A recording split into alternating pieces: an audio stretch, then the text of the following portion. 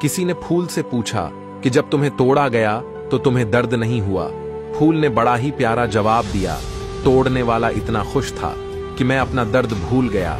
Number 2, नमक रोटी खाकर सो जाना, लेकिन अपनों के सामने कभी हाथ मत फैलाना, क्योंकि इतना वो देंगे नहीं जितना उससे कहीं ज्यादा वो सुनाएंगे। नंबर 3, जब तक खुद पर न बीत जाए तब तक दूसरों के दर्द मजाक ही लगते हैं। नंबर 4, मौत से बचने का सबसे शानदार तरीका है दूसरों के दिलों में जिंदा रहना सीख लो। ये कफन, ये जनाजे, ये कब्र सिर्फ बातें हैं दोस्त, वरना मर तो इंसान तब ही जाता है जब याद करने वाला कोई ना हो।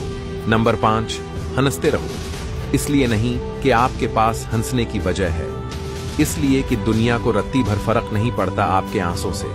नंबर 6, कुछ लोगों को ऊंचाई पर पहुंचने की इतनी जल्दी होती है कि वो छोटे लोगों के हाथ पकड़ने की बजाय बड़े लोगों के पांव पकड़ना पसंद करते हैं।